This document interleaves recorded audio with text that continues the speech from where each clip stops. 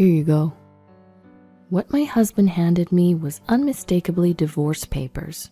It was so sudden that my mind couldn't catch up. The voice I managed to squeeze out was trembling noticeably. Well, why? We've never even mentioned divorce before. Isn't it obvious? Because you're infertile. In the end, we divorced.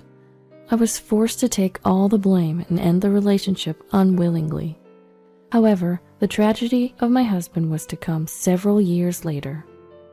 My name is Michelle. I'm 27 years old. I married Jake, who's the same age as me, and we're in our 3rd year of marriage. Jake and I were classmates in college, and we've been dating since then. After graduating from college, we went through the unfamiliarity of working life and eventually got married. We've always been more like best friends than a couple. It may not be as romantic as the typical couple, but this relationship where we could talk about anything with complete honesty was comfortable for me. We've had arguments at times, but our marital relationship has been good. I thought we were going to live happily forever. Until one day, in our 2nd year of marriage, Jake came home looking grumpy. Hey, Michelle, aren't you pregnant yet? Huh? Why this sudden question? My mom asked why we don't have kids yet after being married for 2 years. That again? We talked about this, that children are a gift, remember? That might be true, but it's been 2 years already, right? It's honestly stressing me out to be constantly nagged by my mom. What am I supposed to do about that? Ever since we got married, my mother-in-law has been saying that she wants to see her grandchild soon. It's nice that she's looking forward to a grandchild. And if I could, I'd love to do that for her as soon as possible. But no matter how much time passed, we just weren't being blessed with a child. From my perspective, we've only been married for 2 years, but from my mother-in-law and Jake's point of view, it's already been 2 years. Recently, every time I see my mother-in-law, I'm reminded about children, and sometimes Jake even brings it up. Pregnancy is an issue between the couple. Yet my husband and my mother-in-law would blame me as if it was my fault. Because of this, our intimate moments have decreased, and we've been arguing more than before. This can't go on. I decided to express my feelings clearly. Jake, I don't think we need to rush this. What? Why are you so casual about it? With a disgusted look, my husband responded to my words. Do I have to keep hearing the nagging from my mom forever? That's why we should tell your mom that we should leave it to nature. If she could understand that, we wouldn't be having a hard time. Just try a little harder, please. What? What does that mean? It sounded as if I wasn't trying hard enough. What does try harder mean anyway? Is it such a bad thing that we haven't been blessed after 2 years of marriage? I couldn't understand my husband's perspective, and I was about to yell at him, but I didn't want to escalate the situation. I swallowed my anger, but my husband added fuel to the fire. You know, I've been thinking for a while now. Michelle, are you infertile? What? What are you talking about? Isn't it obvious? Isn't it strange that we haven't had any children? How does that make me the problem? It could be both of us, or it could be you, Jake. What? Why me? It's usually the woman's problem when a couple can't have kids, right? What? Are you serious? His unbelievable statement left me more stunned than angry. Please stop with the stereotypes. We're only 27, you know. We're not in a hurry. But my mom says she wants to see her grandchild soon, so we can't help it. Why do we have to cater to your mom's wishes? Look, just go get a fertility test or something, okay? My husband dropped the topic one-sidedly and locked himself in his room. Left alone, tears welled up in my eyes from all the anger and sadness. What on earth? How can he say such things so casually? As if it's all my fault when this is an issue between us. He could easily tell his mother straight out. From that day, our relationship as a couple deteriorated rapidly. I did as he told and had a fertility test, but it turns out I don't have any issues. Even when I shared this, his attitude didn't change at all. If anything, he's become even colder since it was confirmed that there's no problem on my end. Even when we're called to his parents' house together, I'm the only one who gets blamed. Michelle, I heard the story from Jake. His mother yells at me, mercilessly. You apparently told Jake that you shouldn't rush into having kids yet. I've said it before, having children is a blessing. Enough! How long are you going to have this laid-back attitude? You're almost 30, aren't you? Yes, I am, but there are plenty of people who have children past 30 these days. Don't make excuses. You've been married for more than 2 years and you still don't have children. My husband didn't defend me, even when she hurled such insults at me. Moreover, his icy gaze seemed to say, "It's your fault." I couldn't get through to them, and I was just constantly criticized. With all the blame being thrown at me, I felt like my heart was about to crush. And then his mother delivered the final blow. Oh, I shouldn't have approved of this marriage with an infertile woman. I'm not infertile, I wanted to retort, but the words got stuck in my throat. All that came out were tears. Even seeing me like this, my husband didn't offer any kind words, just let out a small sigh. Several days later, since then, I barely talked to him. Of course, no intimacy either. What used to be a happy life turned upside down and became like hell. On this day, as usual, I was preparing dinner in a gloomy mood, waiting for him to come home. As soon as he got home, my husband stormed towards me. Here you go. What he handed me was unmistakably divorce papers. Well, why? We've never even mentioned divorce before. Isn't it obvious? Because you're infertile. What? I couldn't comprehend what was happening. It was all too sudden. The voice I managed to squeeze out was trembling noticeably. Hold on, I told you, right? The tests showed that I'm not infertile. Then why can't we have kids? It doesn't make sense. If you think so, why don't you get tested, Jake? What? Why me? Isn't infertility a woman's issue? That's not necessarily true. The doctor even said that the cause could be on the male side. At that, my husband shouted, "Shut up!" louder than I'd ever heard him before. Seeing his terrifying face for the first time, my shoulders trembled unintentionally. I was at a loss for words, and he calmly told me, "There's no way the problem is with me. It's all your fault." But the hospital confirmed there's no issue with me. Shut up, you defective product. My mom was right to oppose our marriage. I'm embarrassed. I'm fed up with being married to a barren woman like you. How could you? Shut up and sign the divorce papers. I don't love you anymore. His cruel words made my head spin. Everything went dark before my eyes, and I no longer had the energy to retort. I filled out the divorce papers as told and signed it. When I finished, my husband coldly told me, "Pack up and get up by tomorrow." What? So soon? Don't talk back. Make sure you submit the divorce papers, got it? I understand. The next day, I did as I was told and packed up my things. After leaving the apartment I had shared with my husband, I submitted the divorce papers on my way back to my parents' house. Just like that, our marriage came to an abrupt end. For a while after that, I was weighed down by the divorce. It was only possible to recover because of the support from my family. From then on, I spent my days off going out with local friends or making time for my hobbies.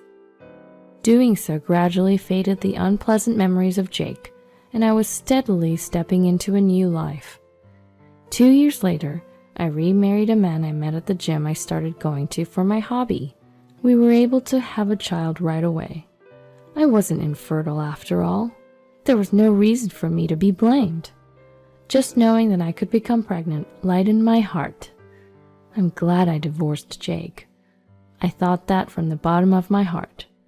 Then one day, I got an invitation to a college reunion from a friend. Jake, my ex-husband, was in the same year, so I thought it would be awkward to meet him and was going to decline, but apparently he had already informed them that he wouldn't attend. I was also entering my second trimester, and I wanted to announce my marriage to my close friends, so I decided to attend the reunion. The day of the reunion finally came. I dressed up for the occasion and headed to the venue. Seeing my slightly swollen belly, my friends rushed over and showered me with congratulatory words. "Michelle, congratulations!" We were worried when we heard you got divorced, but you look so happy. I'm really glad you met someone nice. Congratulations. Tearing up, I thanked my friends. There I was, enclosed in this room of happiness. But that was short-lived. Wait, Michelle? A familiar voice disrupted the peaceful atmosphere. Jake was standing there. He approached me with a smug grin on his face. Long time no see. How have you been? Jake, I was told you weren't coming to the reunion today. I just happened to attend a company party nearby, so I just popped in. Oh, I see. Well, I'll be going now. As I tried to walk away, he stopped me. Hold on a minute. The next moment, he said something that made my ears burn. Hey, Michelle, you've put on some weight, haven't you? Excuse me? Whoa, you've gotten fat. I guess you won't be remarrying anyone.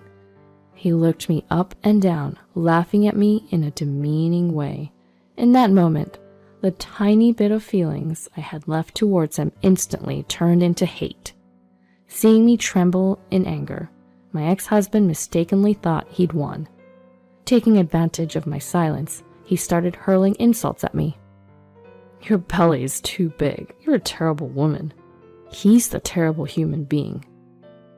I firmly told Jake, this is a baby bump. I'm pregnant. At that remark, my ex-husband looked dumbfounded. He was likely unable to understand the situation, so I explained carefully. Did you hear me? This isn't fat. There's a baby inside. What? What are you saying? There's no way. Why not? Huh? Why are you so certain it's impossible? Despite my harsh tone, Jake stammered. Well, that's... As if to settle old scores, I tauntingly retorted. Are you trying to say that I am infertile? Well, that's what I thought. Isn't that why you couldn't get pregnant for so long? But here I am, remarried and expecting a child. Do you still think I'm infertile? Oh. From behind him, a voice said, Excuse me? There was an unfamiliar woman standing there. Upon seeing her, my ex-husband Jake visibly flinched. Rachel, didn't I tell you to wait at the entrance? I just followed you because I was concerned. What's going on here? Oh. Jake, didn't you say that you divorced because your ex-wife was infertile? That you loved each other but thought about each other's situation and decided on a peaceful divorce? That's... From what I heard of your conversation, it doesn't seem like you had a peaceful separation at all. The two of them were descending into a scene of a television drama in front of me. It appeared that this woman named Rachel was Jake's current girlfriend. Upon noticing how I was, Rachel opened her mouth with an apologetic expression. I'm sorry for the sudden interruption. I'm Rachel. You're Michelle, right? The ex-wife? Yes, that's correct, but I heard from Jake that your infertility was the reason for your divorce, but that's not true, is it? And the part about a peaceful divorce? Well, that's a downright lie. After all, he arbitrarily decided that I was infertile and abruptly pushed the idea of divorce onto me. I thought so. It seemed that Rachel had been fed a convenient lie by Jake. She seemed to feel a certain degree of anger at the truth that had come from my mouth. Jake desperately began making excuses, trying to regain her trust. Even at this point, he was still just a man trying to save his own skin. No, Rachel, really, it was a peaceful divorce. That doesn't make sense, does it? Michelle said she was abruptly pushed into a divorce. But that's because she... But Michelle's pregnant now, isn't she? That's... I hope it isn't so, but you're not the cause of the infertility, are you, Jake? What? As she continued her questioning, Jake's face gradually turned pale. He probably never imagined that he might be blamed for the infertility. With that, my ex-husband Jake was totally dispirited. Still pale, he crumbled onto his knees right there. Voices of condemnation could be heard from the classmates who had witnessed the whole incident. Jake really messed up blaming his infertility on his wife. That's just nuts. Making Michelle the villain, that's low. That guy's done as a man. Besides, apparently he's a total mama's boy. Ew, seriously? So creepy. Unable to bear the chilly atmosphere, Jake ran off in tears. According to the rumors I heard later, Jake and Rachel ended their engagement right after that. He desperately tried to hold on to her, but it seemed Rachel wouldn't have it. Rachel couldn't forgive him, not just for lying, but for blaming me for the infertility. Although Jake was adamant that he had done nothing wrong, medical tests revealed that he was the one with fertility issues. Although it wasn't impossible for him to have a child, the verdict was nearly impossible under the current circumstances. Upon hearing the diagnosis, his mother disowned Jake in a rage, even though she adored her son. Well, she did want a grandchild so much, so it's understandable. And so their mother-son relationship reached its worst end. Both Jake and my former mother-in-law only thought about themselves, and this was the result. They brought it upon themselves, and they got what they deserved. Well, it's none of my business anymore. I couldn't care less about what fate befalls them. On the other hand, I recently gave birth to my first child without any issues. My baby is even more adorable than I imagined, and every day is filled with joy. My first pregnancy, my first time raising a child. There's a lot I don't know about, but I'm truly happy. I have nothing but gratitude for my husband, who gave me this happiness. Thank you for always being there for me. I expressed my words of gratitude to my husband, or rather, the words just slipped out of my mouth before I knew it. My husband then flashed a bright smile and said, "What are you talking about? It's only natural as a spouse, right?" "Perhaps that's true. Besides, you're the one that did all the work. Thank you for giving birth to such an adorable child," my husband told me while looking directly into my eyes. At his words, tears naturally started to fall. I'm the happiest person in the world. With a husband I love so much, and our adorable child will always be together.